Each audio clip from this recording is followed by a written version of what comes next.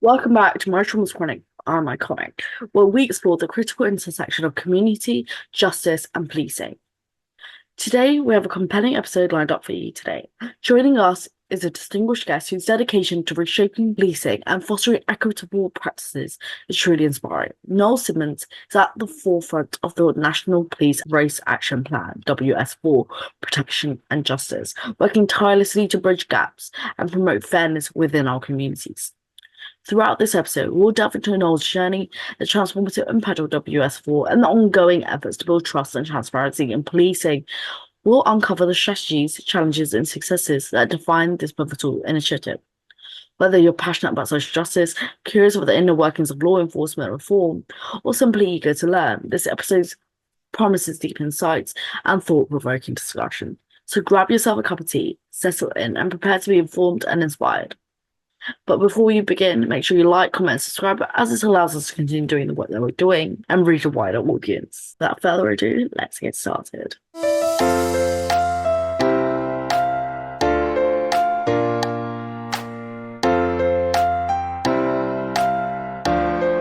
What's one thing that most people don't know about you, but you're happy to share with our listeners?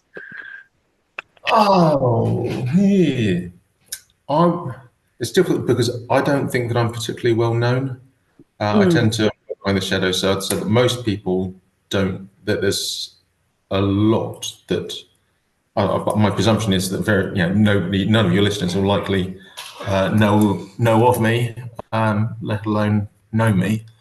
I think of the people that know me, it's quite split. So the people that have known me as a detective would generally see that side of me because that's all they've known. And because I've been a detective for the last, let's see, was it 2017? So about 7 years being a detective. So there's a lot of people that I work with that will see me as the intellectual side, thinking things through, very focused, very detailed, talks too much, overthinks things, goes into depth that people glaze over, and I still provide more detail. So again, if I do talk too much, then let me know, because I do have the ability to just get lost inside my own head. But for that, I was a response sergeant, and so what people may not know, that the people that have known me as a detective, was that I didn't choose to become a detective. I was force posted. So I was leading a team, response team, and was perfectly happy running around, kicking down doors, supporting my team, building my team. When I joined the team, they had very low morale. I wasn't told at the time, but I was chosen to improve the morale and performance of the team, and their performance rapidly increased. It's very much a family feel. My focus wasn't on performance targets. My focus was on, let's get the people to be engaged, happy, skilled, know what they're doing, be comfortable, work as a team. So I was focusing on the people, which was great for everything, until I was then ripped out because the force plan, we didn't have enough detectives. I was qualified, and they said, no, everyone that's qualified is going to become a detective. So all of those emotional bonds that I'd had, and my approach to leadership in focusing on the people, I was then ripped out against my will out of that, which I did sulk about for quite some time. Yeah. And obviously, the person that I am as a response sergeant, again, that's very action-based. There's a lot less talking, although my officers would probably tell you that I did still talk too much then, but it's a lot more running around. And even before I joined the police, I trained as an army officer. So again, the people that know me as a detective and talking through theories and figures and standard deviations and co-terminal data sets would be, I think, rather surprised to know that one time I'd be running around with a rifle, charging up hills. So I said, I think everyone has a lot of different sides to them. I think whatever you do, there only tends, if people only know you in that role, then they get a very set idea of who you are. And that's just kind of a small pie wedge, the big circle that makes you up. So I think for everyone, there's going to be a lot more to them than most people know, and probably quite a lot more than anyone knows. Or even for yourself as well, there's going to be a lot of potential there that you're not aware that you haven't yet tapped, because your own experiences have limited your idea of who you can be. It's like seeing a teacher outside of school. It's like you have a life, like outside, and your oriented self. Or a parent outside the home as well. You Oh, see a parent down the pub, and it's like, oh, parent, you actually have a social life? oh yeah, like it should is your like life revolved around the children, like, and Yeah. it's quite stark. It's two very different sides, and your the detail orientated stuff. I don't feel like I've read this somewhere. Correct me if I'm wrong. I'm just basing this off my memory. Your MBTI preference is INTJ, the Yeah. higher, like, the most detail orientated and analytical.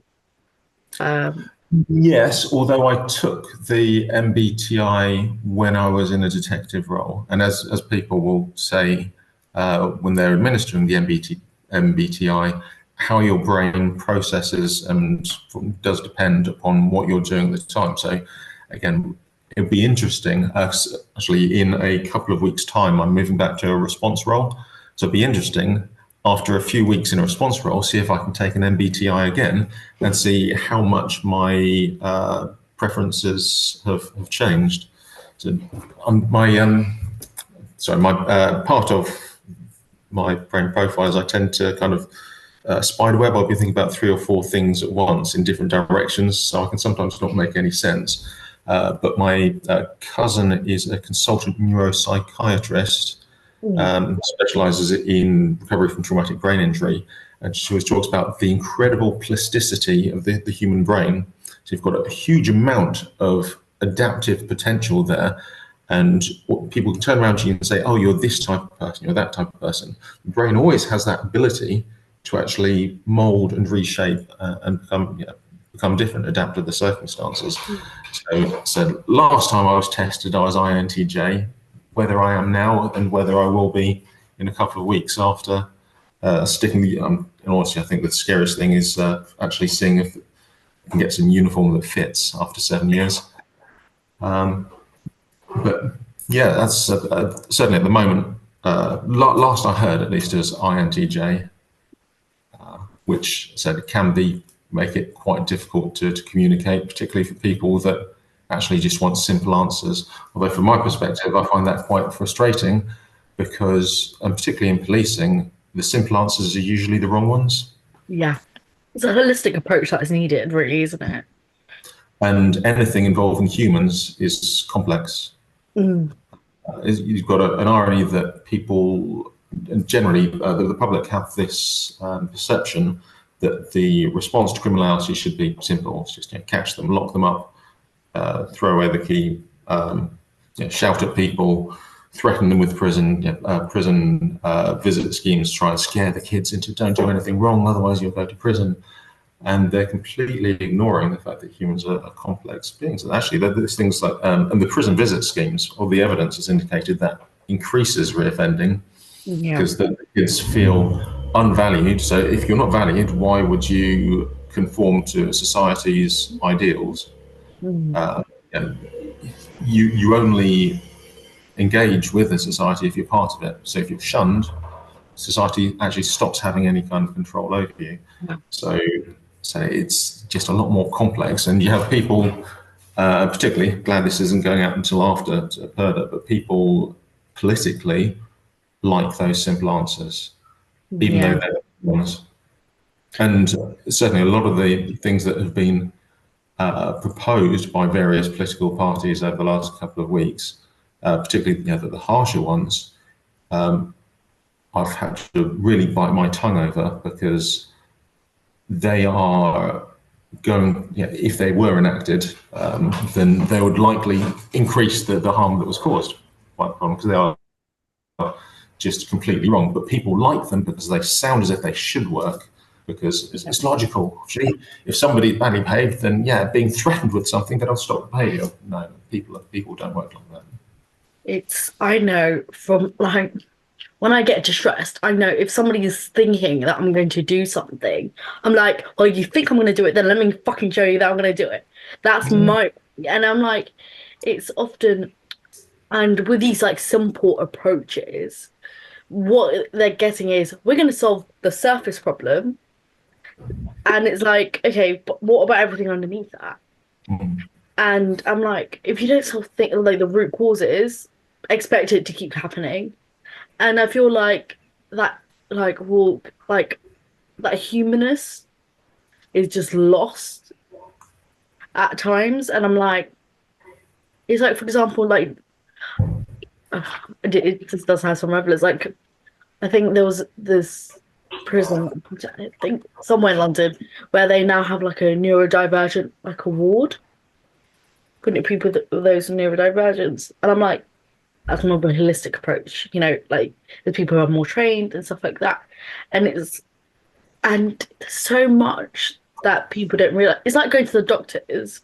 Just because you have a headache doesn't mean you're dehydrated. Mm. Like, it could be stress, it could be a tumor, it could be whatever. And if you don't explore all these options, then Yeah. you keep going back to the doctor. With prison as well, it's like beating a dog that's badly behaved. Mm, And particularly with prison, you send people to, say, you send a violent person to prison where they're degraded, have their freedom stripped themselves, get into fights, are beaten, forced, and that's a traumatic experience for them. And when people have experienced trauma, the automatic reaction is to walk around in that state of post-trauma, where you are conditioned to perceive everything as a threat. So if you've got somebody that was violent to begin with, traumatizing them, as soon as they come out, they're going to see everything in terms of fear and danger. So how has that actually solved the problem of them being a violent person? It hasn't. It's actually increased it. It may not be the reason of their initial criminality, but it's certainly going to be a factor in their next criminality. yeah.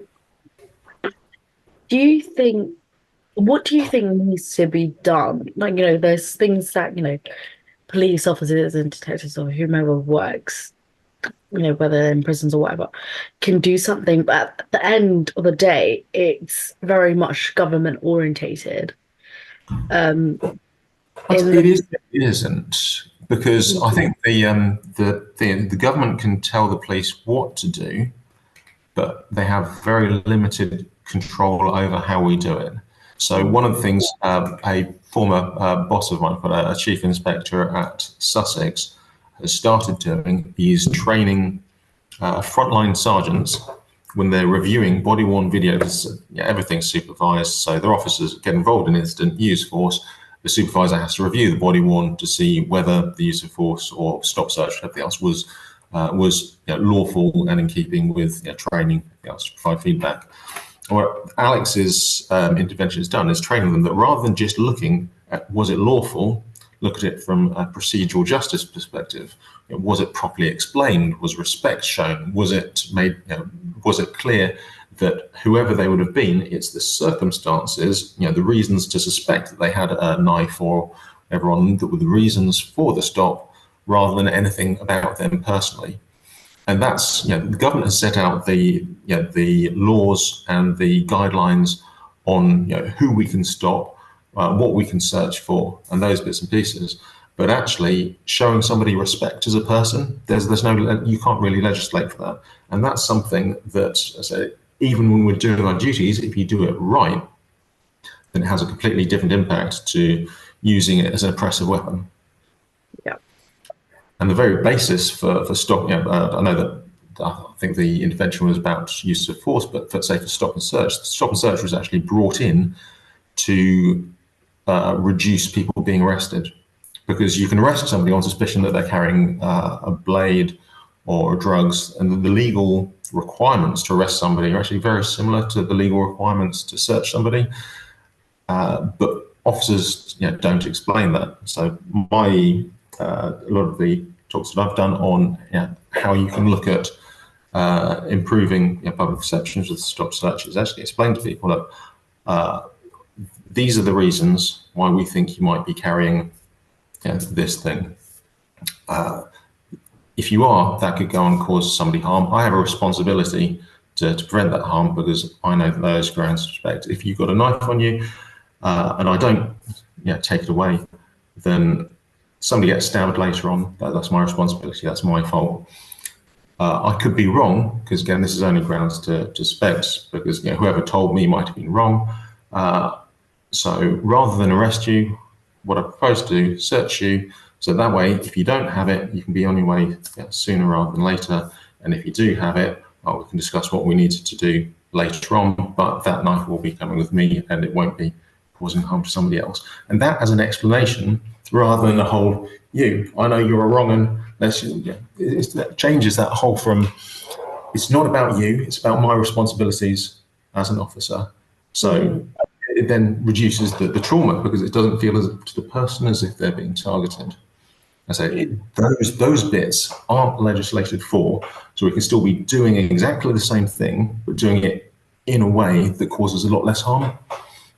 I think that's something that we have internally within policing culture, so long as we can actually change the way that people think and present, that can have a massive impact. And the difficulty that we've got with that is that policing recruits from society. Society is filled with pop culture that actually has a very damaging ideal of policing. If you think, say, Lethal Weapon, you've got the police officers are breaking the rules, committing murder, theft, criminal damage, and these are behaviours that are almost lauded rather than opposed. So you have people going into policing with the whole, it's more important to do this. The baddies are the baddies. We can treat them bad. We can throw them against cars. And that's a view of the relationship between police and suspects, between the police and the public, that when somebody gets into policing, we have to start reversing. But you've got the whole weight of public culture and years of people watching, of being engaged in this and seeing that's what the relationship is, that's where the values are, that we have to reverse. Again, unfortunately, we can't do that much about society, but actually understanding that and getting in early on into somebody's career and getting that feedback going so that they can understand that actually we are in this business to, and everyone that goes into policing says, I'm here to reduce harm, I'm here to protect people, I'm here to make people recover from being a victim of crime better. But then nobody really stops and think, well, so actually the way that I'm doing this, is that helping towards that? They just have the assumption from what they've seen that that's the way that policing provides value, and don't stop and think back of, well, actually, instead of charging down this person and saying, I've got you now, saying something like, rather than focus. So my brain is just firing off in different directions. But it is simply that even when we're told what we have to do, how you do something is often more important. And so the feedback we've had from Black communities is that there are different views on what the ideal of policing should be. Yeah. So moving a bit more into the race side of things, a lot of the feedback that we've been getting from community discussions is that in general, white people tend to see the police as providing a product. It's almost like the view of a toilet. So long as it works when it's needed, that's fine. Then everywhere else, just pretend it doesn't exist, close the door on it, don't want to see it, don't want to really think about it. A lot of the community feedback we've been having from Black families is that policing should be part of the community. So there should be that care. There should be care about the lives, interactions, having feedback saying we don't want police to just turn up when there's a problem. We want them to be there to build our communities when there isn't a problem. And obviously that's a lot more difficult for policing in terms of resource at the moment. Because again, a lot of our response teams speak to officers and they are just bouncing from emergency to emergency to emergency to emergency. But simply in the approach that policing takes, it shows that actually in terms of providing value to communities, you've got two very different community ideals of how we should be doing it.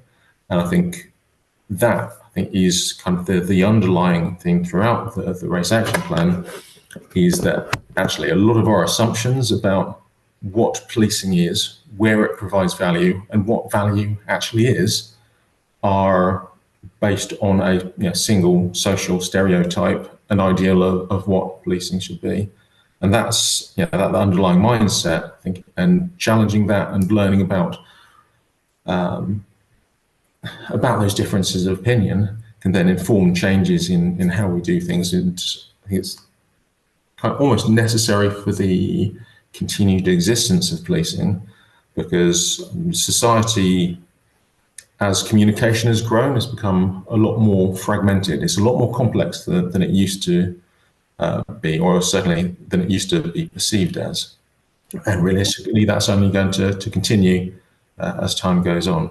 So policing needs to increase its ability to adapt to people's differences. And that's not just differences in needs, but also differences in views and values as well.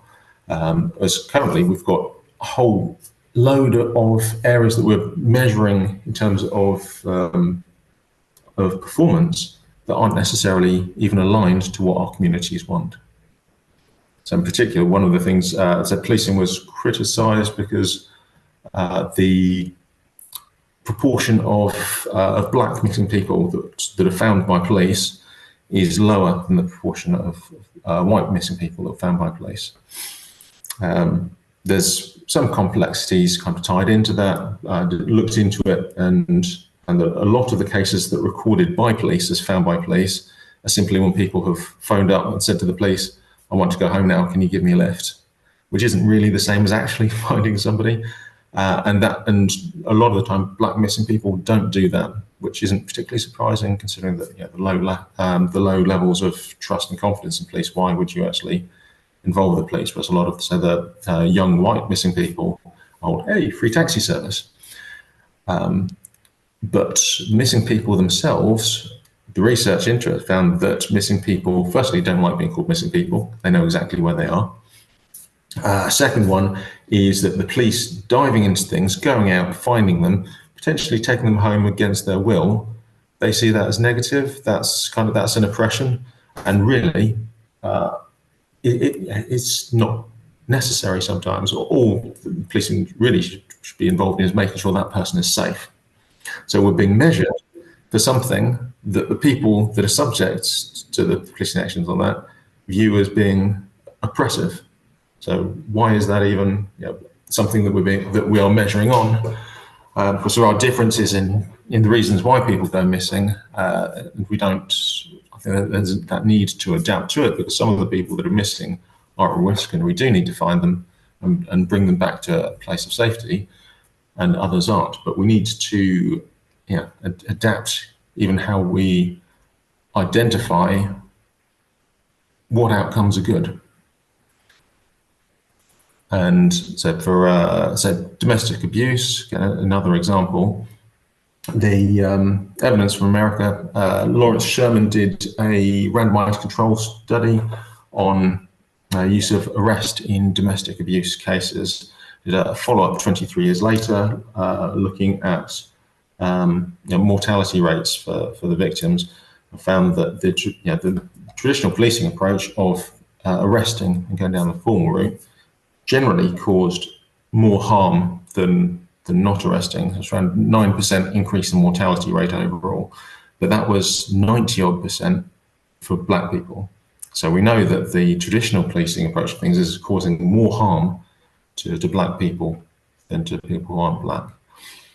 And again, it's kind of good timing for it. We've been working with the National Task Force for Violence Against Women and Girls, and there's certainly a lot of the draft documents we've been seeing there is an increased willingness to move towards more of that effective approaches. Operation Cara, so motivational interviewing scheme that's been used by, I think it's 8 constabularies at the moment, but you have to apply to the Home Office for dispensation for it because it uses a conditional caution. And generally for domestic abuse, the presumption is you go to court, you're arrested, you go to court, you're arrested, you go to court, which doesn't really fix issues. So CARA uses highly trained motivational interviewers to actually work through with the offenders and improve their ability to self-regulate, understand themselves, and so on. Highly politically unpopular because nobody likes the idea of helping a domestic abuser, but the testing of it has shown that it's the most effective intervention that's ever been used to reduce repeat domestic abuse. So there's certainly within policing, there seems to be more of a softening towards that approach. And even though it's still unpopular, the idea of helping offenders, there's kind of openings that hopefully we'll be able to use to improve the approach to policing and actually reducing harm to people rather than just going through and saying, well, no, we're arresting you because that's what police do.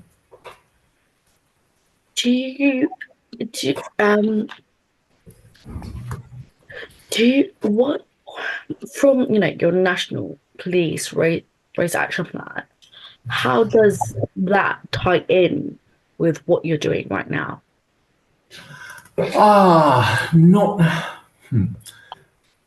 So again, the perspective of the national programme is that we are supporting police forces in fulfilling their legal obligations and by developing their understanding and capabilities of the issues involved, particularly for a lot of the very small police forces in very rural areas. Their black populations are so low that they can't effectively engage, they can't run their own trials or studies simply because they don't have the population. But nationally, 49.3% of England and Wales's black population live in London. So whilst we talk about black people in England and Wales being 4% of the population, if you ignore London, that reduces down to 2.4%. And my own home force, we've only got 1.25%.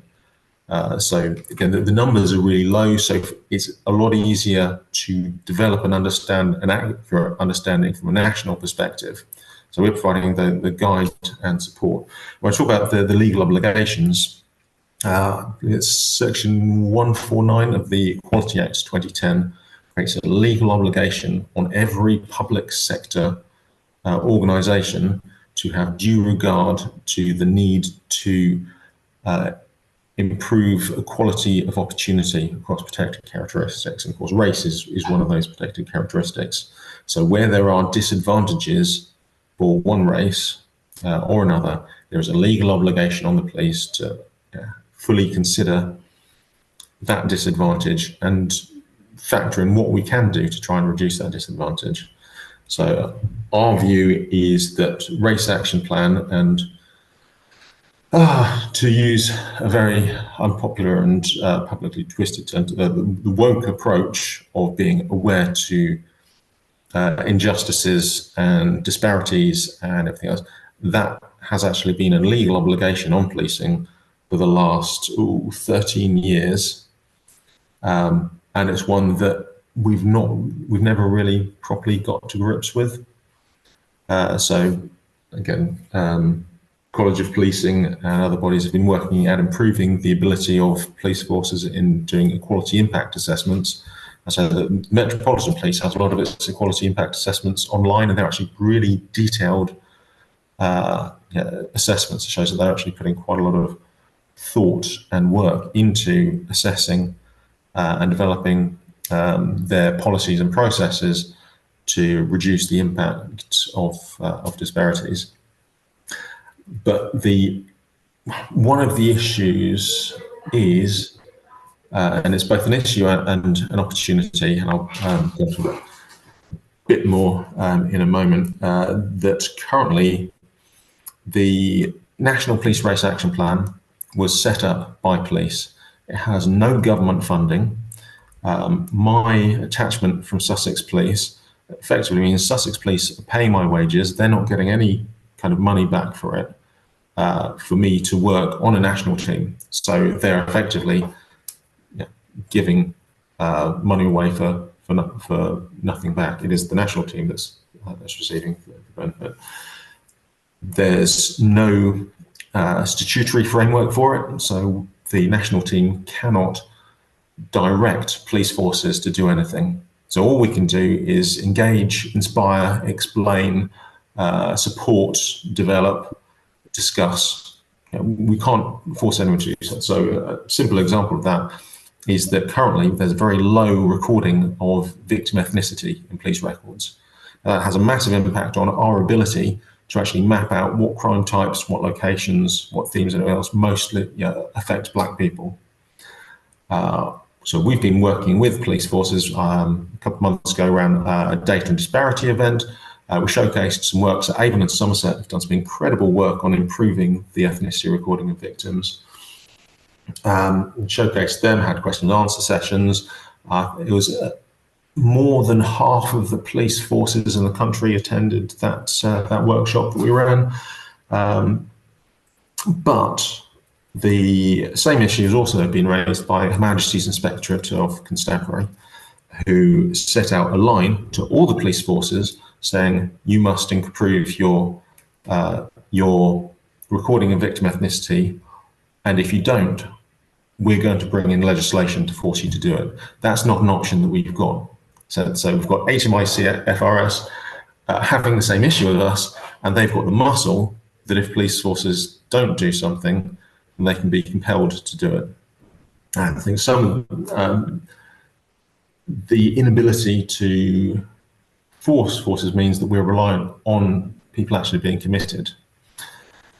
There's also a good part to that, because if we had the ability to mandate and say, you must do this, then all police forces would be limited. They would just do that and probably not much more else. At the moment, because it's down to individual forces as to how much and what they change, we have a handful of forces, particularly Sussex, Avon and Somerset, Thames Valley Police, who have been doing some incredible work that the central team may never have even thought of to do, and they're having different approaches of seeing what works in different areas.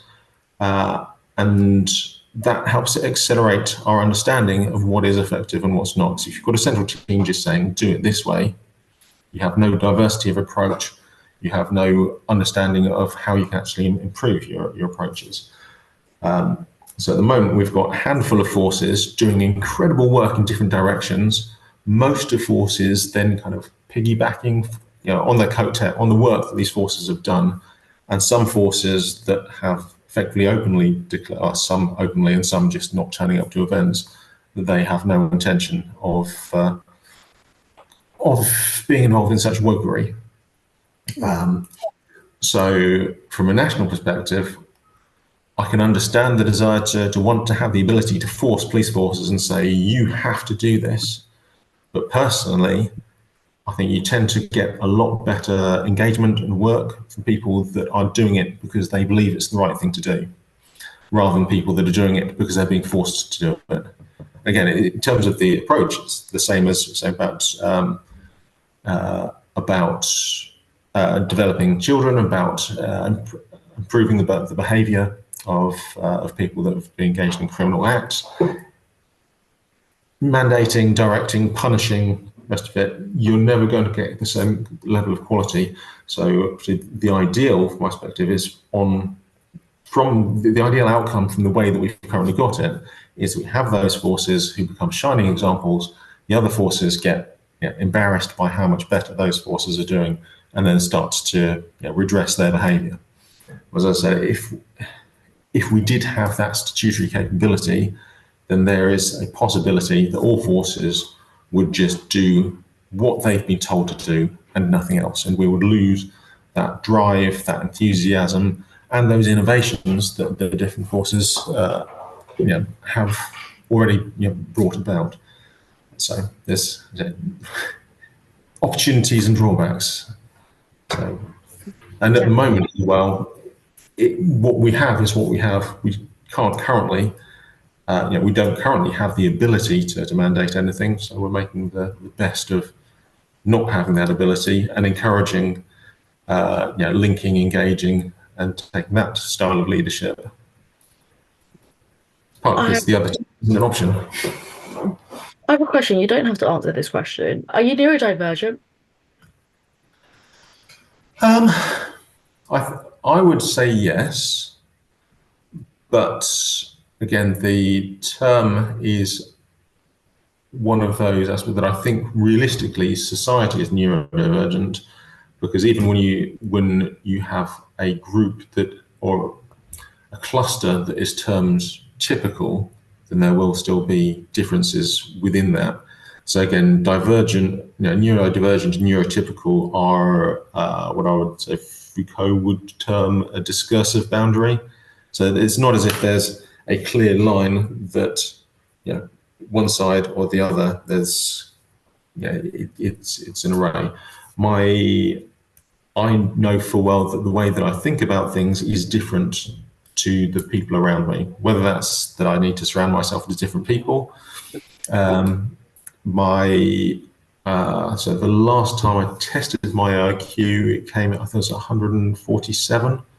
So that's on the, that's top, is it 0.3% of the population? Again, I learn things, really quite kind of random things just stick in my head that everyone's surprised about, and yet little things like names, birthdays, faces just won't go in. So, but everyone has their own skills, and I think the term neurodivergent makes things easier for some people, but it can also mean that people stop looking for the differences in everyone.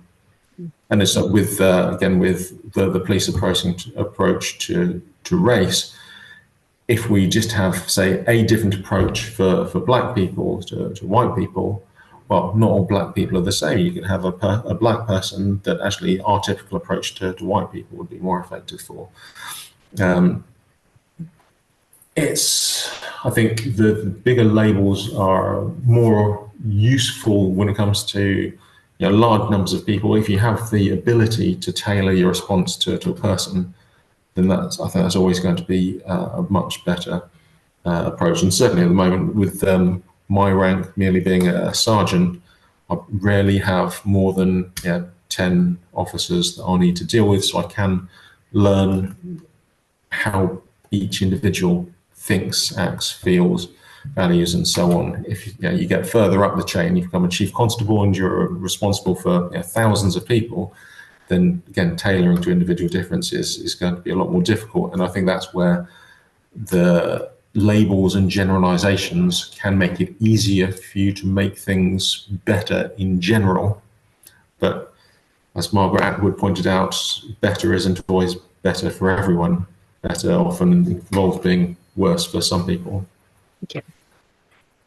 Yeah. I just asked because there's like certain parts when you were speaking, there's certain parts of it like, oh, I do that. Yeah. And there's other neurodivergent people I know that does certain things.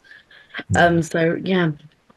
There's also my mouth can't keep up with my brain, which also means that a lot of the time when I'm talking, and as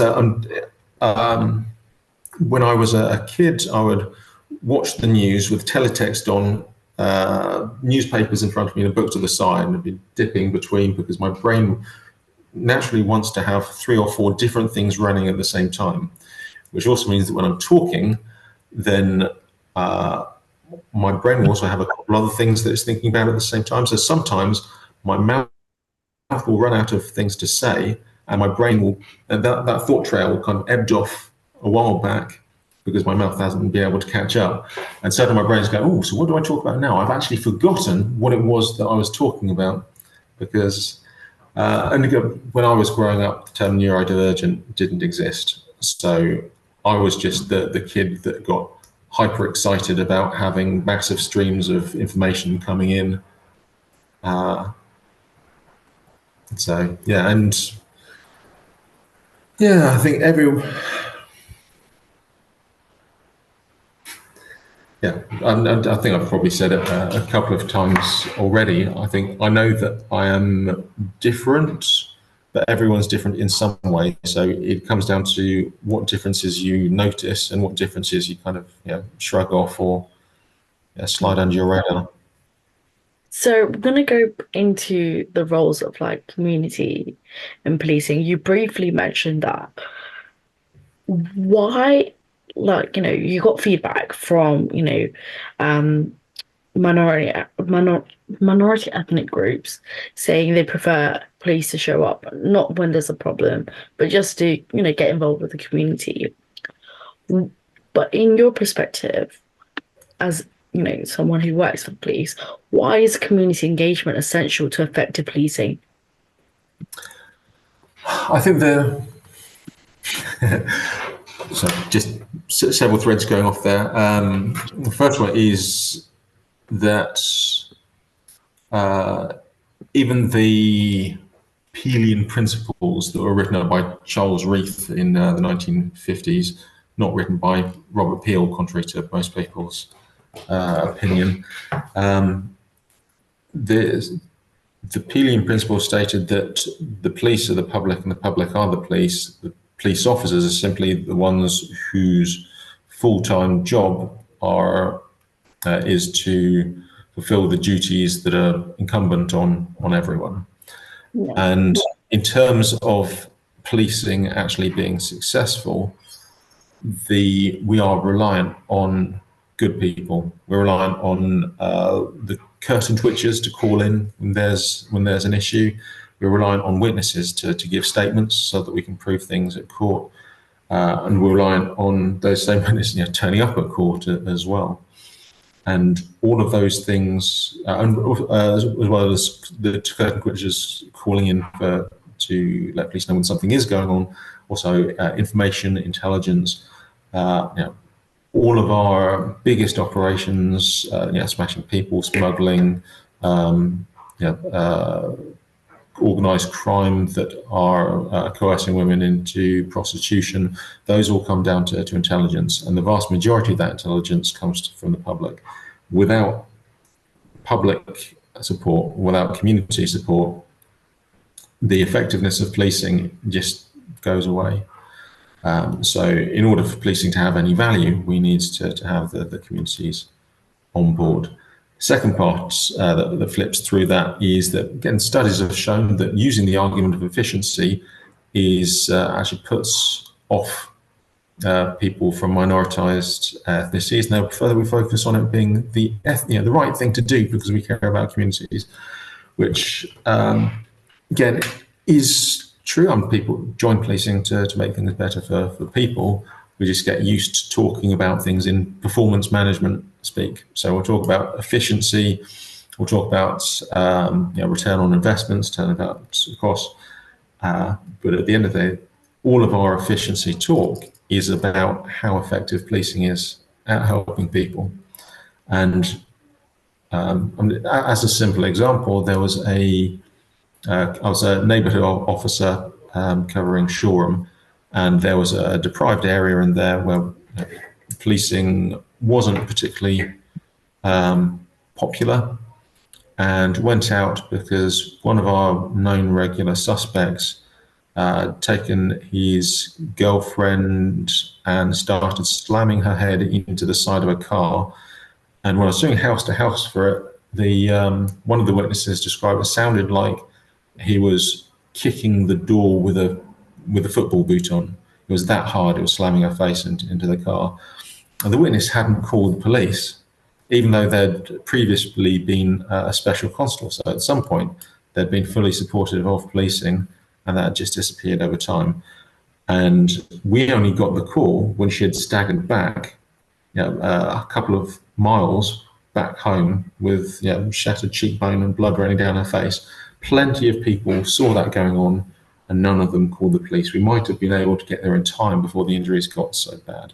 So that's kind of an example of why we need to have communities on board, is because in order for us to save lives, we need to get there on time. With the numbers of police that there are and the vast areas that we cover, if we don't have those reports from the public, people are going to be harmed, people are going to die. So that's kind of the simple kind of blunt truth of we need to engage with communities. Mm-hmm. And particularly, we've got an irony that policing have always been better at engaging with the communities that we least need to engage with. We've always been best at, say our neighbourhood panels are filled with upper middle class, retired, elderly people. So we're really great at engaging with those, getting them on board, but those are the people that would always call the police anyway. The people that we actually need to be engaging with are the ones that are living in crime-ridden estates, that are that have the miserable life, the ones that don't want to be seen to be engaging with police because that could put them at risk. Those are the people that actually provide value to it. And yet traditionally, all of our engagement efforts have been focused on the people that are easiest for us to engage with, because it makes us feel better. Because for a start, they never criticize us. They're always, oh, we love the policing. They're easier to get involved because they have the spare time to turn up for panels, and the money. I say, they're retired, eminently wealthy. They don't need to worry about. They can spare an hour just to turn up and talk to the police. But the value that we get from it is typically community panel will bring up issues for their area as dog fouling, speeding, and then when we do set up speed checks, they're not actually speeding, they're just going faster than people are comfortable with, and kids hanging around on street corners. And the panel that I'm thinking of that again provided those as their priorities for policing for the area, I was running operations on people trafficking, including people trafficking for commercial exploitation. I had people trafficking for sexual exploitation. We've got drugs. But no, we're told, and as with that same ward had a domestic murder as well. But domestic abuse never features in any of their priorities. So the people that we're engaging with are the ones that are least likely to have the problems that we need to solve. So there needs to be a shift within policing to actually engage with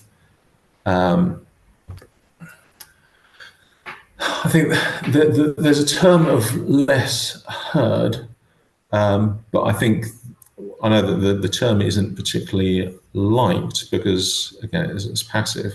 I think there's another way of thinking about it, is the communities that are more often muzzled, because it's we have the opportunity to listen, but there are pressures, some within policing, some from society in general, that are just muzzling people.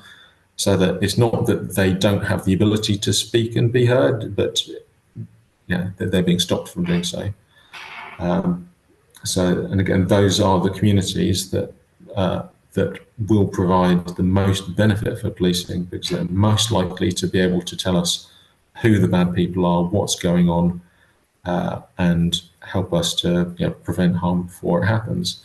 But I said we've never been successful in actually engaging, supporting, and protecting those people.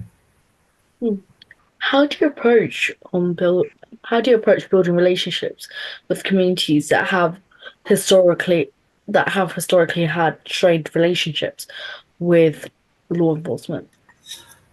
I think the best one, and again, it's not me, because I tend to be again very detailed, analytical, and so on, which I'm trying to work on. But certainly the best examples that I've got, again, from Sussex Police, is Sussex Police have brought in a former chair of a charity as the chief officer in charge of trust and legitimacy.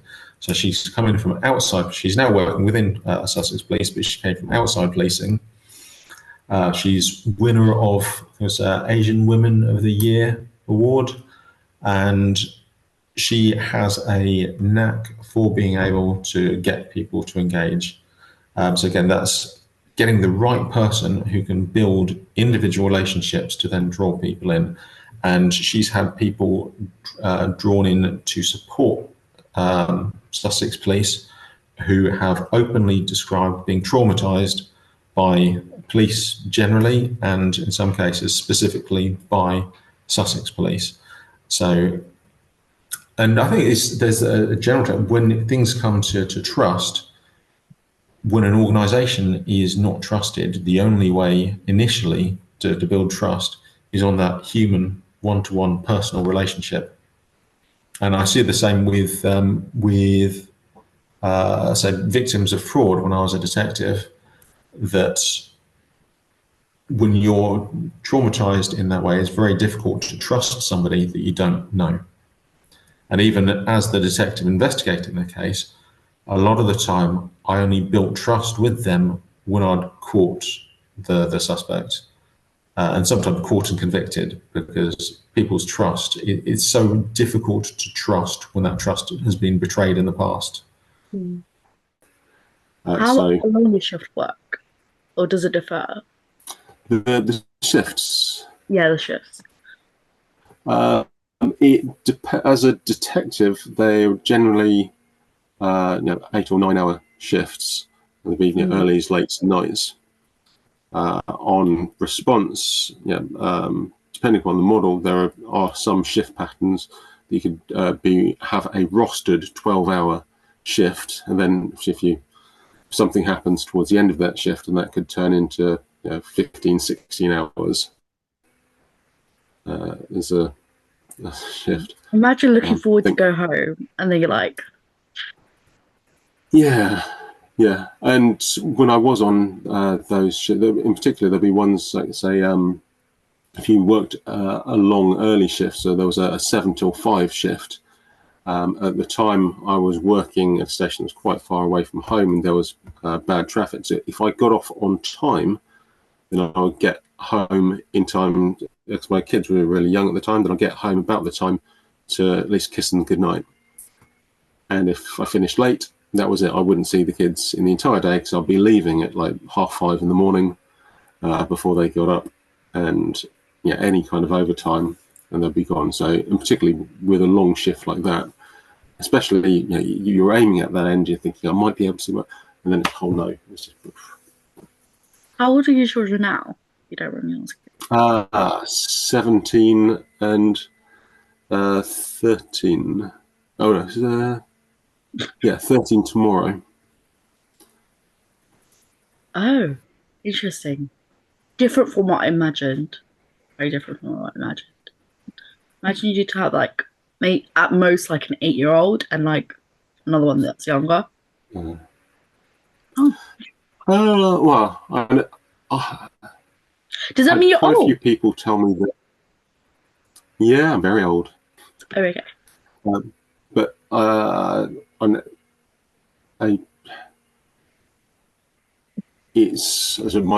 my mum was from Hong Kong, came to this country in the 60s. My dad was adopted, but his genetic, he did a genetic test that showed Scandinavian extraction. So I've got two very different parts of the world in my genetic makeup, and I found that people, particularly people in England that assume that I'm English, are kind of looking for the wrong things to judge how old I am. Do you speak Chinese?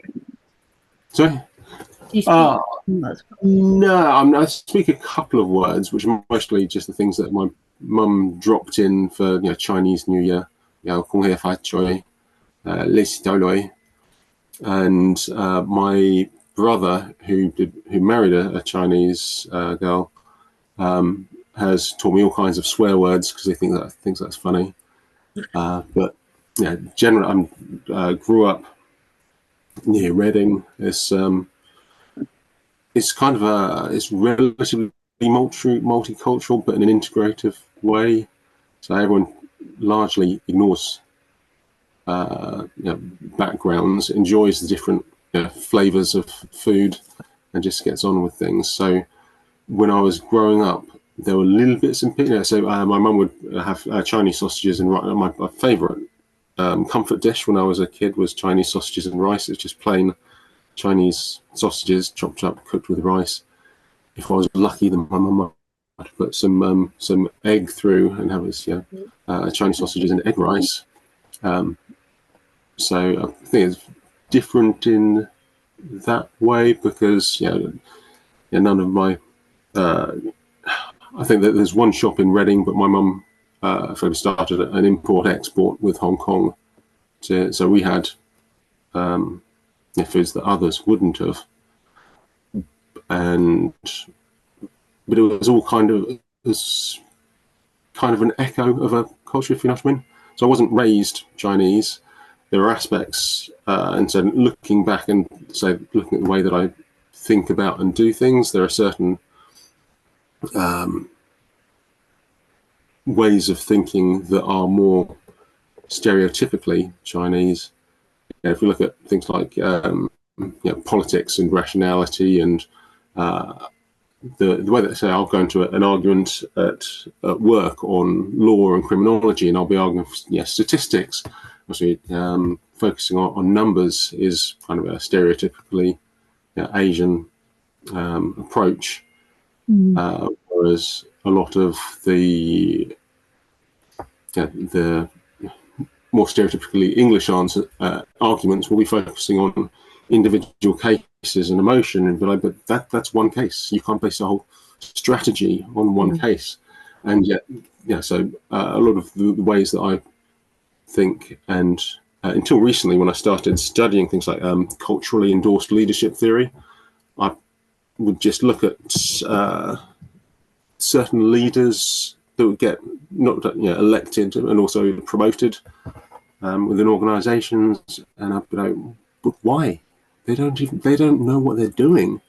And then you look into what people actually look for in leadership and what people expect in leadership, and kind of the Anglo-Saxon ideals are more towards charisma and action, and actually there's kind of a counter indicator of obvious intelligence, because thinking is positioned as an opposite to action. You've got thinkers and you've got doers, and in the Anglo-Saxon you've got, because leaders should be doers, they should not be thinkers. So actually having somebody that's demonstrating intelligence is almost a bar or hindrance to them being put into a leadership position, which then you start looking at some of the people that have ended up as prime minister or heads of organizations. That my initial thoughts are they don't have brains to even understand what their job entails, let alone do the right thing. And then you start thinking, actually, from that perspective, you start understanding why certain things have happened. So that's certainly helped me understand my own difference and why those differences exist. Yeah, I'm more of a statistic person than this is one particular. I feel like it's more like when with statistics you can be like wise-minded, like you can be emotional and logical. But I feel like with like a singular case, it's often very emotionally driven arguments. Yeah, I think there's also statistics is something that from my perspective, you actually kind of need to live and breathe in order to understand properly, because you got people that say lies down lies and statistics, but that's partly because in order for the statistics to have value, you need to understand how those statistics reflect the reality that they're supposed to present. And a lot of bad statistical work is based on an oversimplification or assumptions that the numbers are reality, rather than are, a representation based on a certain way of collecting, assigning, and calculating. So unless you actually really feel statistics, it's not something that that is actually going to grip you in an argument.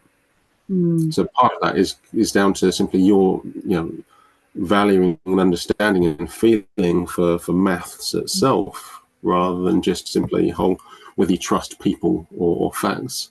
Because again, I don't necessarily trust statistics, but if I read through a report, then I can find out how those statistics were collated, calculated, and interpreted, which then gets me a better feel. And I prefer that than simply somebody providing them, because it's very difficult without going into somebody's full history and to actually understand that individual person's the way that they've collated, calculated, interpreted all of their experiences. So for me, it's I understand statistics quite well, and in terms of the work on race that we've been doing, I've just sent a long email to somebody who was asking about disparities in serious sexual offences with racial disparities, and so I've given them a nice simple answer at the beginning, with a proviso of all of the statistics that you can have on this are fundamentally flawed, but we've got like 5 or 6 sources of information all saying that black people are between 30 and 100% more likely to be victims of rape. So the fact that they're all untrustworthy, but they're all pointing in the same direction, kind of indicates that yes, that's something that we can say with some certainty.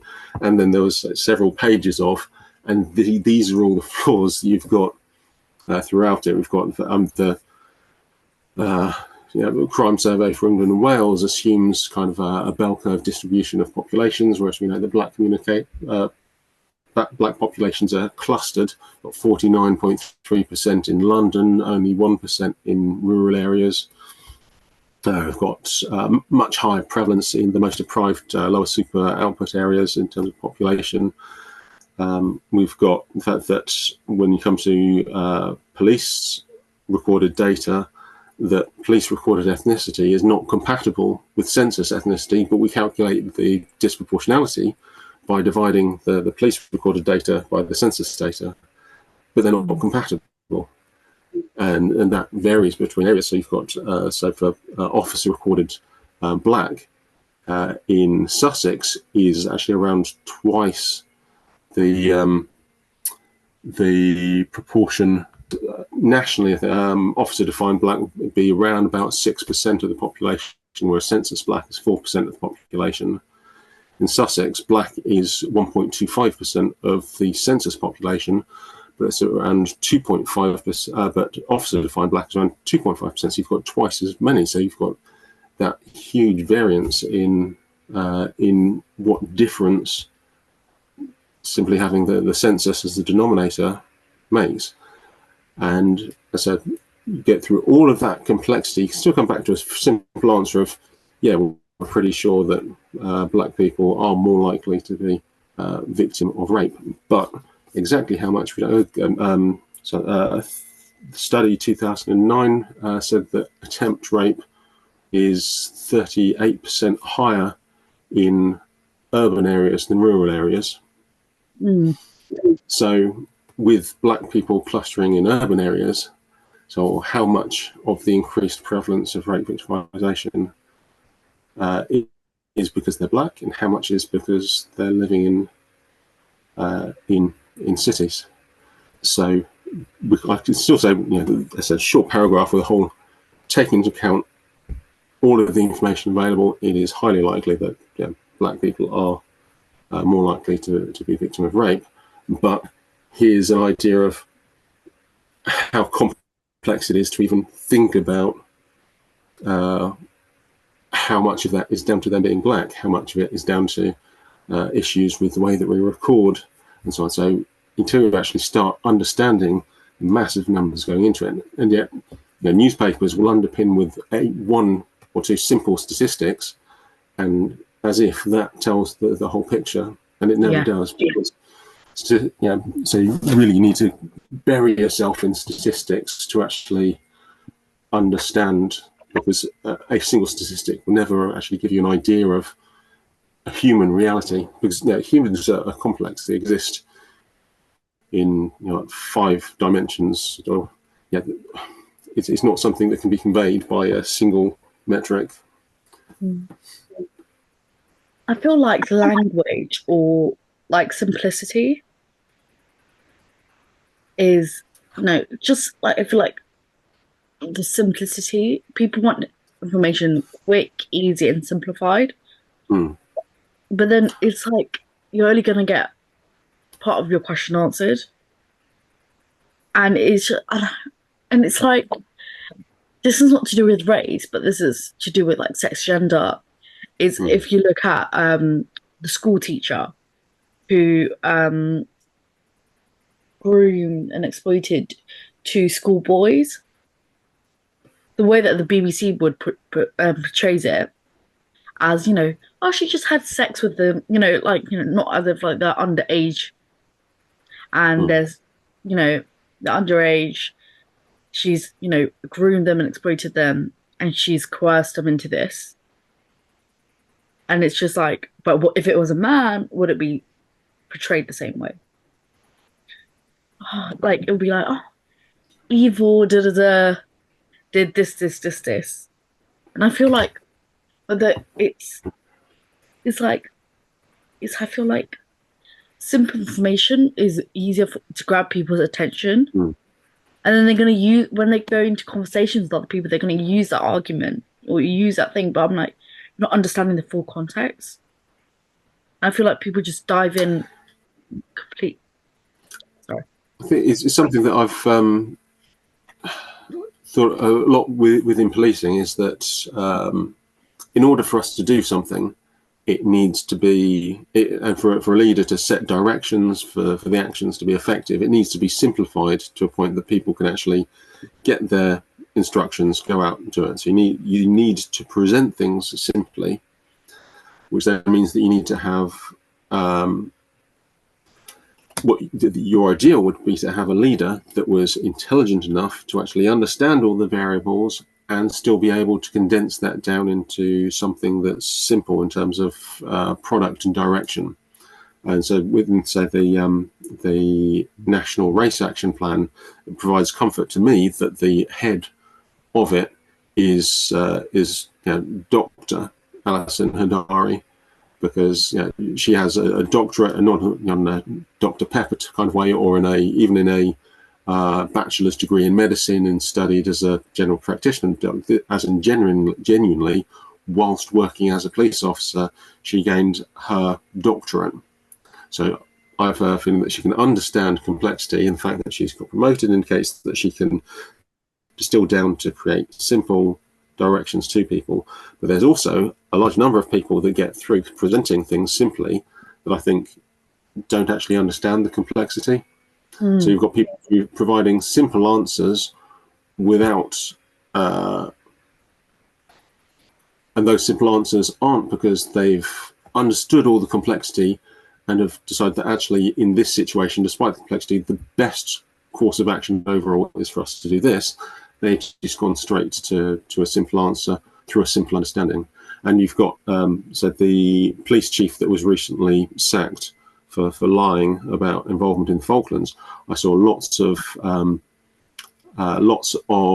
things, praising him, saying that, but he provided a really simple back to basics approach, concentrating on locking up criminals and just doing that. And I think, but if you look at the complexity of these issues, we've got study after study after study showing that, particularly for children, that taking them through the formal criminal justice process is most likely to increase their reoffending, and that the best approach is to actually address their needs, give second chances, out of court disposals, get them to learn and develop pro-social skills.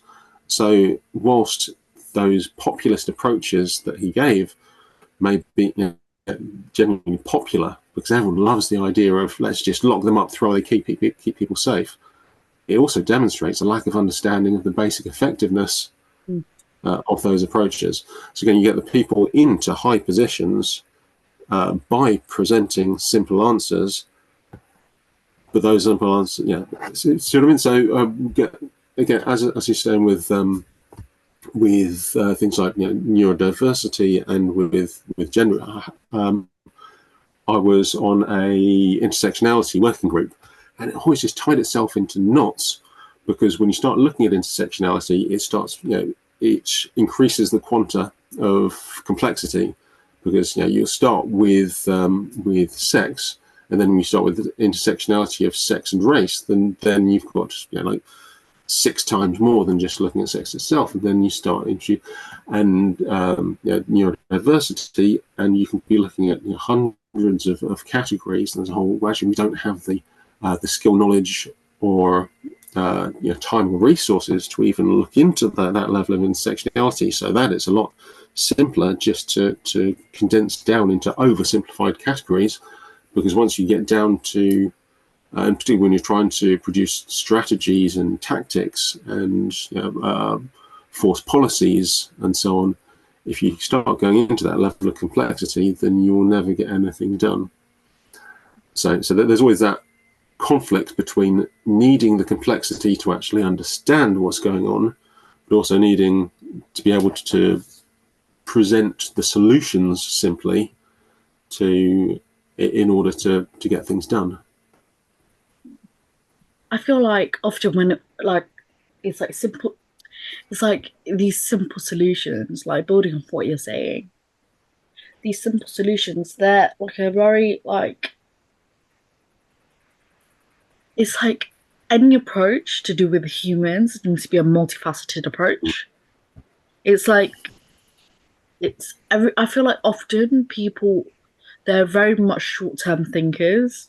It's like, let's just say you put a young person into the, I don't know, criminal justice system. They're going to be like, let's just say it's in some sort of custody.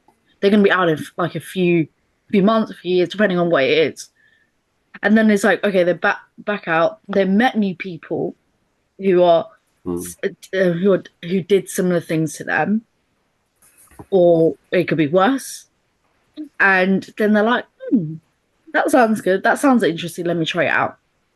We've also got the issue of, say, radicalisation in prisons, because you're getting people that are vulnerable, you're stripping away all of their protection, throwing them into a place with other criminals, and then you've got somebody that is vulnerable, lost, looking for support and belonging, whilst under duress. And how vulnerable can you? So there are issues. And the other thing with it is that in terms of actually identifying, so there's a strong movement for evidence-based policing, I think led in no small part by the author of this book, Lawrence Sherman, is now the Chief Scientific Officer for the Metropolitan Police. He's one of the forerunners in evidence-based policing, so it's actually testing approaches, looking to randomized control trials. So when you introduce approaches, go through proper scientific testing to see whether or not it works.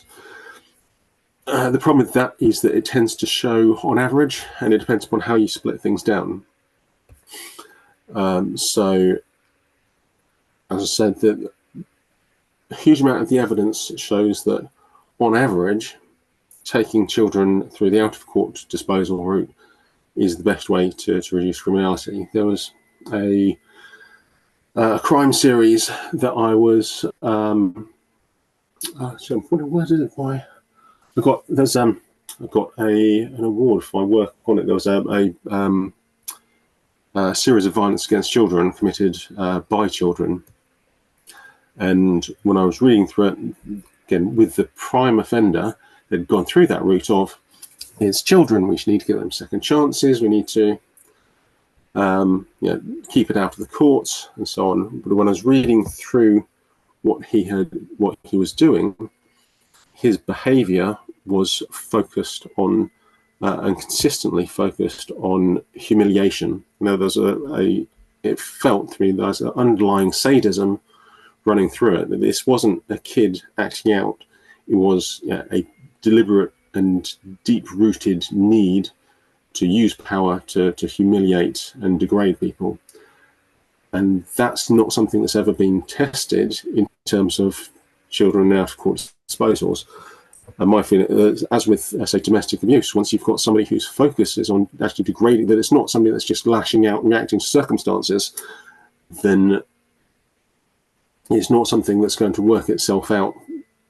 Because the underlying drive, most people's underlying drivers are to succeed in society, not to degrade other people. They lash out. They don't understand circumstances. They're reactive. So things like anger management, building skills, building pro-social, building understanding help them. Whereas when you have predators, coercive, controlling, domestic abusers, rapists, even you've got say the studies on the sex offenders treatment program, which was looking at motivational interviewing. It was finding out, getting people to understand what was driving their behaviour. And the reviews on that actually found that the sex offenders went through the sex offender treatment program committed more sexual offences when they were released from prison than ones that didn't, because they understood their motivation. And again, the motivation is that actually they enjoyed degrading people. So my reading of that person was that no, that approach wasn't going to work, and that we needed to gain control measures by going through a formal process, so we could arrest, lock up, put on restraining orders, and so on to keep that to keep his offending under control. And I was unfortunately proved right by it, because I took on the case, started using overlapping bail conditions, restraining orders, and so on, build up, and finally got a large number of convictions, which included a restraining order, doing things like barring him from certain radiuses around schools where he used to effectively identify potential victims, follow them, and then assault them. So, barred him from local parks, barred him from associations, because part of his sadistic need is that he would need to have either an audience or would need to record it and share it on social media so that people could see him degrading and humiliating the children. So got all of those secured, and then about 6 months, and the offending plummeted whilst we had all the control measures in place through the formal criminal justice process. And then 1 month, about 6-7 months after July, so actually, but probably about 8 or 9 months after, he had gone to court because he'd breached his restraining order by hanging around a train station, which was near a school, and I suspect they may have been trying to identify victims. He was taken to court, and the judge gave him an absolute discharge, effectively saying, "Yeah, you may have broken it, but we're not going to punish you at all." And so his offending had just like nosedived for almost a year at that point. No, so over a year, because there were the overlapping bail conditions and so on. And I think it was 6 weeks after that, he was in a park that he was banned from by the it was a criminal behaviour order, not a restraining order, but he was in a park that he was banned from, with people that he was banned from being with, when they stole a frisbee, I think it was, from a kid. He called his dad. Dad came over to remonstrate with the kids, and they beat him into a coma. And he has never recovered. It was initially investigated. It was anticipated that he would die. That was investigated by Major Crime Branch. So as soon as as soon as the courts removed his fear of those measures that we'd put in terms of restraining order, suddenly, bang. But as I said, we'd had, and before that, he was like putting children in hospital on a couple of week to a monthly basis. So it had a massive improvement of behaviour whilst we had those formal system controls over him. As soon as they were taken away, the offending started going off again, and he almost killed somebody, as I said, causing massive harm both to that person and his family, and particularly to his wife, who found him drowning in a pool of his own blood, and the child, who obviously is going to be thinking, if I'd never complained to my dad about them having stolen my frisbee, I might still have a dad that could read me bedtime stories. So studies will never, in terms of identifying what works, studies will never be able to tell you what's best in those unique, extremely rare situations, because they are extremely rare. So you're never going to have enough. Sorry, you're never going to have enough numbers to be able to tell you what's best in that circumstance. So the statistics and the studies and the evidence-based policing are always going to be a lot more effective at the general policing, the low level, the volume crime. But when it comes to the more extreme and the extremely rare types of incidents, so that the child murderers, child violence, even say murders, and particularly domestic murders, those ones are the ones that you need to have that kind of personal. You can't rely on statistics. You have to get onto that personal level, and certainly within things like domestic abuse, we have Operation Cara. It's a conditional cautioning approach where trained motivational interviewers help domestic abusers to understand. You okay? Yeah, sorry, I've just I said there's a little bit of COVID just coming through. It's been shown to be the most effective approach for domestic abuse in terms of reducing reoffending, but it's not used for high risk domestic abuse cases, because so in those circumstances it could make things worse and could tip them over. The risk at that point is that, yes, it may be better in general, but these are not the general people.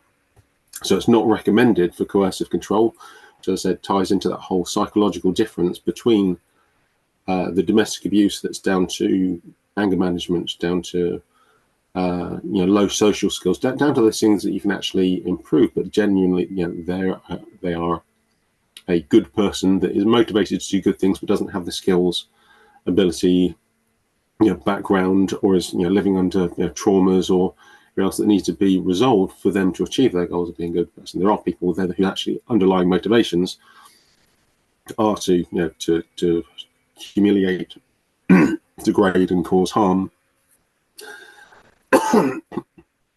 So again, we don't have the evidence to show that it's not suitable for them, but we're not going to take the risk of providing them with the extra leeway that's required for those out of court helping people kind of ways, because the risks are too high. So that's when we start lock up, put orders in place, and start going down. And there's no it may not be effective, but it's a lot less risk than taking the way that provides them more opportunities to cause harm. It's so must be really difficult, because it's like no, there was something else I was going to say before that. Oh yeah, before I say that, it's like I feel like there's some people who thrive on a very structured, planned thing, and then I feel like it must be really frustrating, when they get some leeway and they just go completely left with whatever they're going to end up doing. And I lost my train of thought. I don't even know where I'm going with this.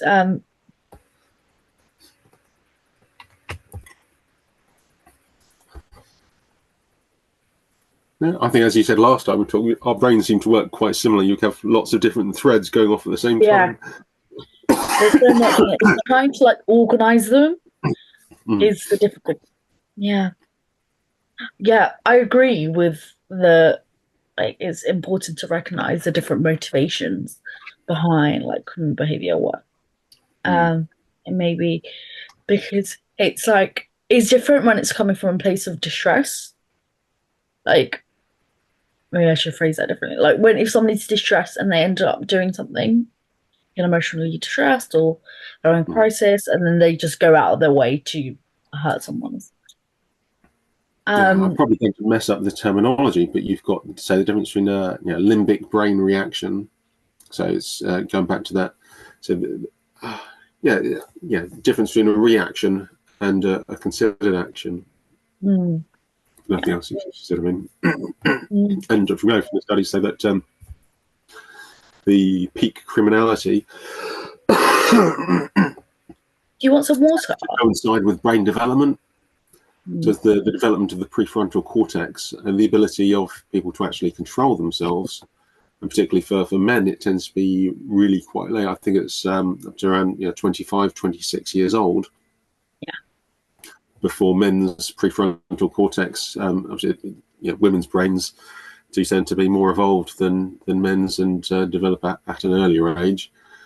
But yeah, so we have a peak criminality, I think, is around 18, 19 years old, 19, 20. So you've got, actually, from that, after that, you have the early developers who will be developing, but we're having a lot of people going into the criminal justice system largely because their brains, they've been given all the freedoms because they're 18, they're an adult, they can live independently, they can drive a car, they can do almost anything as an adult, but their brains have not yet fully developed in order to fully control, say, reactions to things like threat, fear, anger, rejection, and so on. So a lot of our because we then got that process of you get caught into it, you go to court, you get a criminal record, that imposes a sense of identity and social shame that then encourages that kind of behaviour to happen again. So we get people drawn into the criminal justice system due to biological factors that they have very little control over, and then they get kept in there by the impact that the criminal justice system has. So there's a lot of improvements that can be made, but so the difficulty there is identifying the difference between people whose criminality is due to something that's is say, as some of the example that I gave, is down to a control issue and not down to a sadism issue. And it's very, and as soon as people know what the criteria are for them to be given a second chance, they will start manipulating as well. So you have people that genuinely have difficulty with self-control, but because of those difficulties, they're not going to admit to it, who don't get the second chances.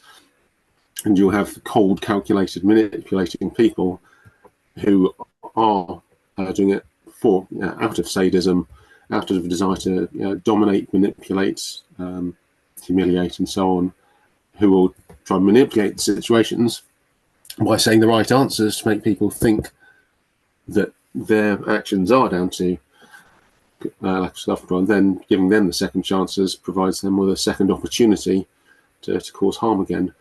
So again, it is that real difficult, and within policing we do have a tendency, and within the current criminal justice system, of erring on the side of caution. We would rather, as I say, with arrests, the evidence shows that the majority of people arrested for, well, the majority of domestic abuse cases don't become reoffenders. But just in case they do, we have a policy that all domestic abusers will be arrested. to arrest hundreds of thousands of people in order to prevent a tiny small number of them from going on to committing domestic abuse homicides. And would rather, I think, and particularly for the way that police is under pressure from things like the press, the public, HMIC, FRS, IOPC, is that we would rather be criticised for having arrested a domestic abuser unnecessarily than if there was a domestic homicide and we'd given them a second chance. Because we're always going to be criticised more for not doing something than for, in those situations, than for doing something. Do you? So there's all kinds of pressures to do things that are generally actually causing probably more harm than they're healing. And so particularly so for youth justice as well. If somebody were to get cautioned, what would that mean for them? For those who don't know. The caution system has changed anyway, and it changed while I was away on projects. So my knowledge isn't 100%, but my understanding is that now they've removed they have removed simple cautions. What used to happen before is there was effectively a two-tier system of cautions. There were cautions, which was effectively you'd, in order to receive a caution, you have to have admitted the offence, it be in the right scoring on the severity matrix for a caution to be acceptable, and it needs to be considered as the best course of action at the time. And it used to be simply that come in, be given a caution, effectively saying don't do it again. It will be recorded on police systems. The impact on people's lives, it was, sorry, because I said the system has changed, disclosable through the criminal records, disclosure and barring services. So if you say it's not a criminal conviction, but under things, particularly applications for working within policing, working in the armed services, working with children, working with vulnerable adults, it is something that would need to be disclosed on there, so that it can harm life experiences, and for some visas as well. So Australia and America in particular are quite hot on identifying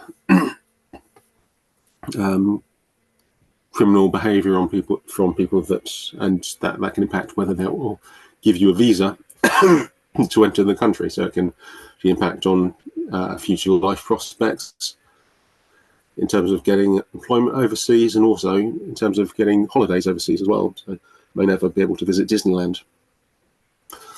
The current system has sort of removed that and has conditional cautioning.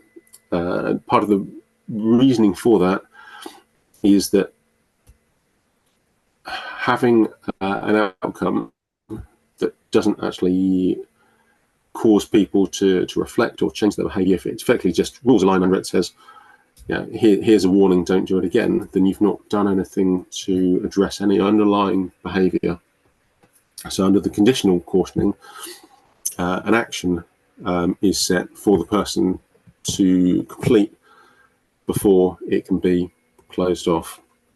So those can be things like if it's, say, drunken behaviour that's resulted in somebody smashing something, criminal damage or an assault or whatever else, then they may have to do a substance abuse course with a local provider. Things like the Change, Grow and Live in terms of alcohol addiction or drug addiction. They could be forced to anger management courses before they go through. I've heard of people going down more creative routes, such as getting them to research and write an essay on the harmful effects of cannabis on the brain. but it's all supposed to be that they have to do something to cause them to reflect and change on their future behaviour. So that now is kind of the standard for the caution. And again, that is still recorded on police systems and would need to be disclosed. And there are various guidelines on if you already have a conditional caution, whether you can receive one in the future, and those are based on things like whether it's the same kind of offence, because again, if you've been given that opportunity to reflect on your behaviour and you've reflected and you've still done it again, then what's the benefit in asking you to reflect on it again? And timescales in between. So if you were given a conditional caution, say for criminal damage 5 years ago, then why shouldn't you get another one if it's, say, drugs or public order or something like that? So something that you haven't really felt, or it's felt that actually the actions that you were set were so long ago in the past that actually a little top up in reflecting and changing your behaviour may still be of benefit. So the various impacts of that. The new system also has as a standard for community resolutions, which are lower level. Again, everything on police systems can be disclosed, but it's less likely to be disclosed if it goes down those routes. But again, the community resolutions are lower level. There are things like you're writing an apology letter to the person to show that you've understood the impact that it's had on them.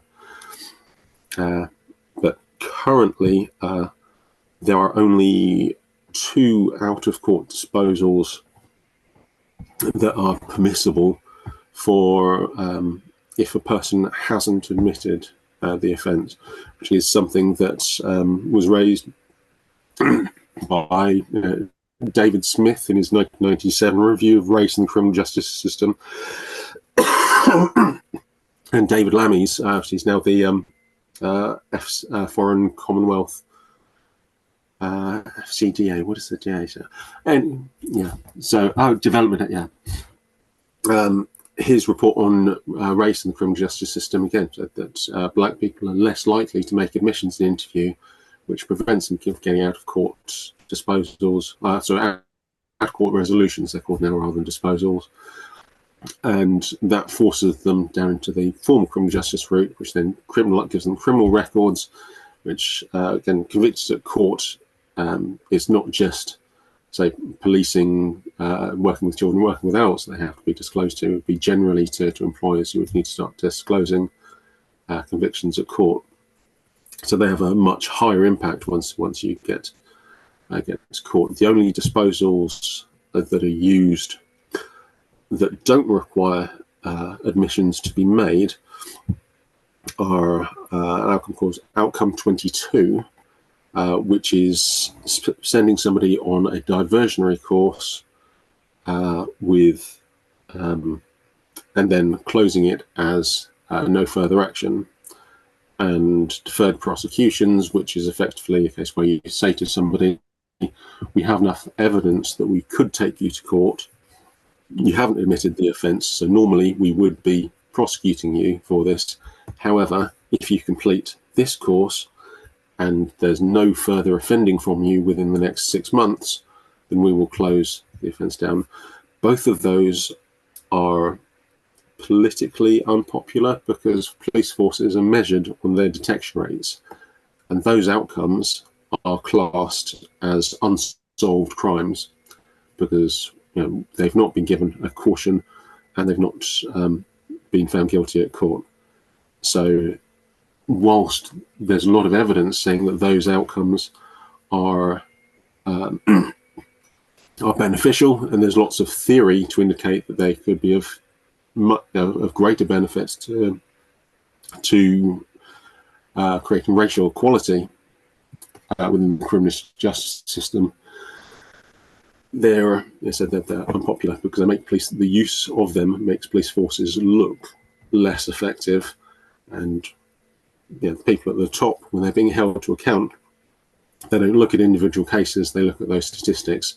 And if your statistics show that your solved rate has gone down, then response to saying, well, yeah, that's because we're using these outcomes more, the reply to that from the local, the elected police and crime commissioners is likely to be, well, actually, can you start pushing more back towards getting our figures back up so we can tell the public what a good job we're doing?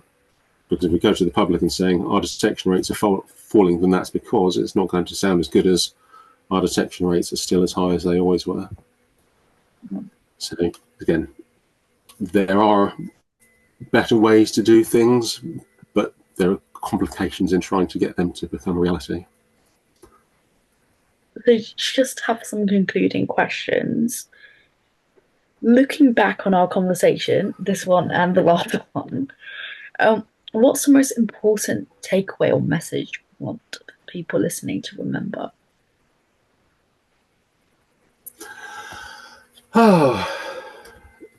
That life is complicated. I think, and I think there are several things, both within and outside of policing, and within and without and outside of policing of race. I think the most important thing, generally for policing, and particularly for policing of race, is that understanding that people are different. And the more I look into things, the more I realize that even fundamental assumptions on how things are similar are wrong. So I think there's a sort of, yes, we need labels and generalizations, everything else to make things simple, but when it comes to dealing with an individual case, you really need to look deeper and ask questions and actually listen to the answers in a way that aren't simply there to fit into your preconceptions, but to actually understand their reality as well. Yesterday, I was working a little on, although I'll be leaving the national team on the race action plan soon, the numbers are still very low, so I've been planning future events and presentations for them. So I've been researching on an event that we're going to be doing on effective communication, so within the missing persons portfolio. And some of the research that I've been looking at is on the basic differences in communication styles between black communities and white communities. And there were some reflections I was doing yesterday, simply in terms of how officers react to people. So in black communities, truth is proclaimed, so people get louder when they start talking truth. In white communities, truth is spoken quietly because truth has its own volume. You don't need to raise your voice. So in an officer interaction with black people, we have somebody who wants to be demonstrated that they are speaking the truth. They will start raising their voice, start getting louder, and the officer will start perceiving that either as dishonesty or as aggression. So there's a fundamental difference there in communication. And another part that that I only started reflecting on at night, and it goes back to our thing on conditional or on out-of-court resolutions, and the fact that somebody needs to make admissions, is there was one other part in a paper that I was reading on ebonics and black communication, is that in black communities, if you are accused of something that you didn't do, then you ignore it. Because if you respond to it, then it indicates that there's some truth behind it, because somebody's got under your skin, you need to refute and throw it away. But our criminal justice, even if you think about the caution, it may harm your defence if you do not mention when questioned something should later rely in court. There is an assumption there that if you're falsely accused, then you will respond and provide all the information to show that that was false. But that's culturally specific, and it's very different to black communities. So that assumption, even which is tightly tied into our ways, into our legal system, is based on a cultural, and is based on our cultural assumptions of truth and reactions to false accusations that doesn't apply. So there is, yes, understanding difference is complex. There are so many differences out there, and certain, policies and practices and processes have to make certain assumptions in order to be effective. But when you're dealing with a person, you really need to spend some time trying to understand that person as a person, rather than just as as a statistic, or as a or even as a representative. And there's my younger brother is autistic. It's on the spectrum. He's very high functioning, so learned lots of ways to deal with it. And one of the things that I often say is, if you know one person with autism, you know one person with autism. So you can't use that label and assume that there's similarity or differences. Every person is going to be unique. If you're looking to, and I think one of the things that, in terms of policing and actually becoming effective, is policies always set what's on average best to do. But what's best to do in that circumstance will be dependent on that person, on you, on the victim, and the circumstances. And there's a real need to actually move away from simple labels and at least try to understand some of the complexities when you can. I think that was a very long answer. I'm not entirely sure how many people would have stayed awake. Long, but I feel like, I don't know, with my ADHD, I can like go, yeah, that makes sense because of this. They don't, like, I got it. Yeah, I mean, as you said last time, there did seem to be quite a lot of similarities in the way that we tend to think things through. So I'm sure that, as my brain does when you start asking questions, and it picks on, and you can't really even properly talk about, because language, spoken language is linear. It's one word after another. So when you've got a brain that's doing 5 different things at once, going in different directions, it doesn't translate into that, the linear abstract nature of language. But I do get the feeling that I think we understand. So when we start talking, we can start picking out from speech patterns and go, actually, yeah, their brain's going that direction, that one. Yeah, actually, looking at that makes sense. I'm not entirely sure how many, what proportion of the population can patch together from the fragmented way that I tend to describe things. But I certainly do get a feeling that you do. Yeah, it's absolutely fine. I feel like it's when somebody is like, very linear, it's like one point and it's like I lose interest very quickly as well. So I'm like, I get scared as well that people don't understand, because the world isn't linear. The world exists simultaneously. It doesn't exist step by step. So true. Everything everywhere all at once. I have a question. Do you have the day off because you're ill? Oh, you No.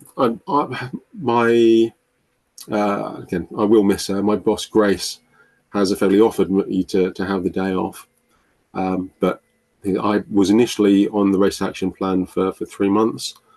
I volunteered for it and pressed for it because it's something that I believe in, and on a personal level, there's I'd like to be able to show that I'm the smartest person in the room, and I think I'd have because the whole issues of policing and race are so complex. Actually, I'd like the opportunity to show that I understand it better than most others, and there's a lack of trust that if I was replaced, whether my replacement would actually understand it as well. So there's a little bit of arrogance there for me, but went into it because I wanted to do it. Applied to work stream 4 because for me the most important thing about policing is protecting people and giving people access to justice. I may have mentioned last time, but from my perspective, there's no, you get lots of press and lots of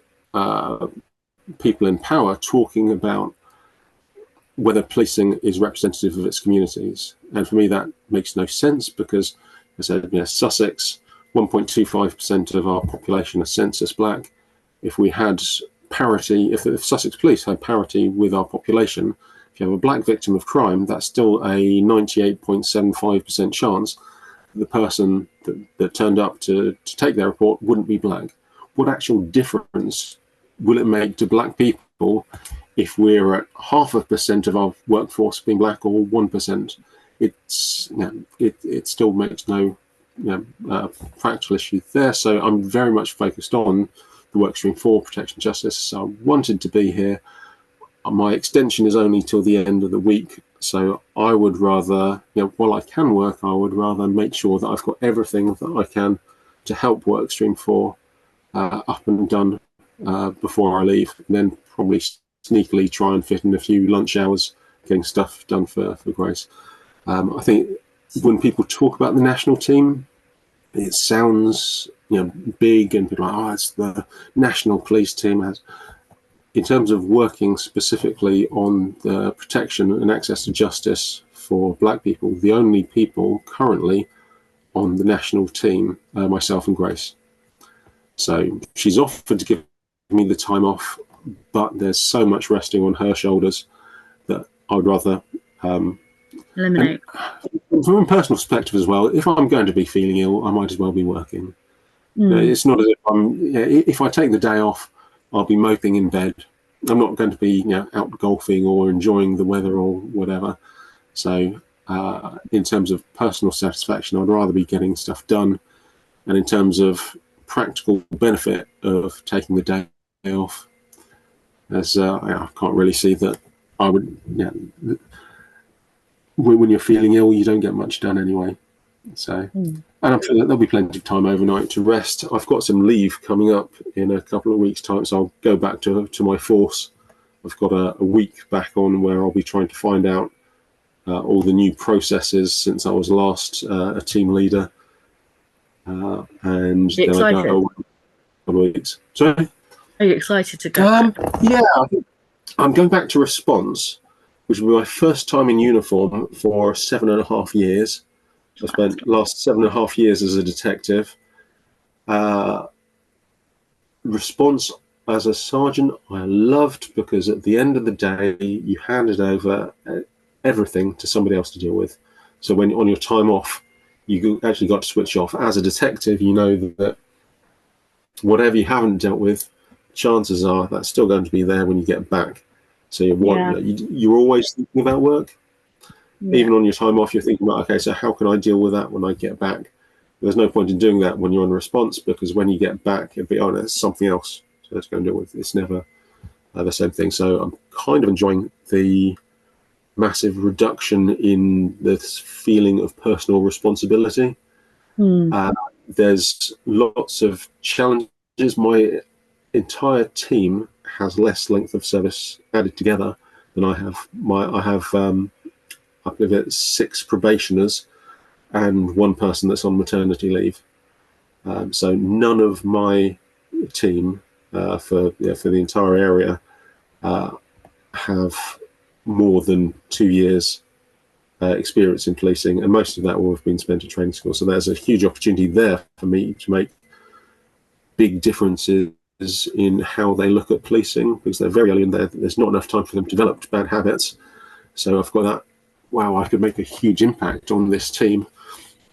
At the same point, I've also got huge amounts of responsibility, and I've got a very inexperienced team, so there may be issues coming up. So it's a mixture of excited, and I think a lot of people go into police. Went into policing, as most people do, and you've with that idea of policing, running around, saving people, blue lights, and so on, and then you slowly get more developed into, say, the responsible part and being measured and proper responses and project work, and suddenly you're looking at trying to influence in small ways the practices and processes carried out across the country that will have a huge impact on people's lives, but you will never actually see that impact. Yeah. And now I'm getting to go back to response policing, where you will kick down a door and save somebody, and you'll be able to say, I kicked down that door, arrested the person that was beating them, and saved them. It's none of this whole abstract, Over the course of our project, we've reduced reoffending rates by 0.3%, resulting in having blah blah. It's that difference between seeing on a spreadsheet that you are having an impact and seeing in somebody's face that relief when you've rescued them from a burning building, or you've stepped in between and stopped somebody from beating them to a pulp. So that there's this burning building thing, is that a metaphor? So I think the burning building part, was that a metaphor? Yeah, no, I've done that before. There was I was first officer on. Yeah, I've done that before. Yeah, there was I was at Chichester Response, and it actually turned out that there had been a spate of arsons through the city that summer, but it actually turned out that somebody's mobility scooter, the battery had overheated, caught fire, set fire to the building, which set fire to one of the cars, which then exploded, which set fire to the building. And I was the first officer on scene for it. And because it was a care home, there were a lot of people in there with dementia, a lot of people that were on medication, and they were just sitting in their rooms as they filled up with smoke, with all the alarms sounding. So there, I ran into the building, started banging on doors, getting people out, getting people to evacuate. There's actually one flight of stairs that I was running up. The literal flight of stairs was on fire. So I was running through flames up. I was mostly on the outside of the building, but those stairs themselves was actually burning steps on the way up as I was running up the stairs to try and evacuate. And after that, they had a special constable turn up as well. In Chichester, we have very low resources. It's a massive area, and we only have a small number of response officers. So myself and a special constable clearing out until fire brigade arrived on scene. Running into burning buildings is literally something that I have done in response in the past. And I say it's that visceral thing of you can literally see the people that you've saved. I think my project work will probably save more lives, but that's spread over a massive population. There's people that I'll never see, and people will never know that I've contributed towards their safety. So in terms of that emotional impact, it doesn't quite have the same thing as actually being able to see that person or speak to the family. More in person, wake up every day, more excited to go to work. Yeah. I have a meeting that I was supposed to have 3 minutes ago. I'm going to go for that. Thank you so much for your time. Oh, not a problem. It's lovely to speak to you. As I said in my email, it's speech may be a right, but being listened to is a privilege, and it's certainly a privilege being listened to by somebody that's paying attention. And it's clear that you have been. So thank you very much for the privilege of listening to me. It's okay. Thank you so much for coming on to our podcast, and I'll let you know when it's out. Thank you. Have a good day. And you too. Bye. And that brings us to the end of today's enlightening episode of My Trauma Was Chronic but I'm Iconic. We've had the privilege of diving deep into the crucial work being done under the National Police Race Action Plan. A heartfelt thank you to Noel Simmonds for sharing his invaluable insights and experiences. His dedication to fostering trust, transparency, and collaboration between the police and our communities is truly inspiring. It's clear that the path to equitable and just policing is not an easy one, but with passionate individuals like Noel leading the charge, there is a hope for meaningful progress. Today we learned about the power of community engagement, the importance of transparency, and the future of police-community relations. Remember, the journey towards a better, safer, and more inclusive society involves each one of us. Whether you're an advocate, a community leader, or simply a concerned citizen, your voice matters. Let's continue to build bridges, foster understanding, and strive for justice together. For more information on the National Police Race Action Plan and how you can get involved, be sure to check out the links and resources in our show notes. And don't forget to subscribe to our podcast, leave us a review, and follow us on social media to stay up to date on future episodes. Thank you for tuning in and being a part of this vital conversation. Stay iconic until next time.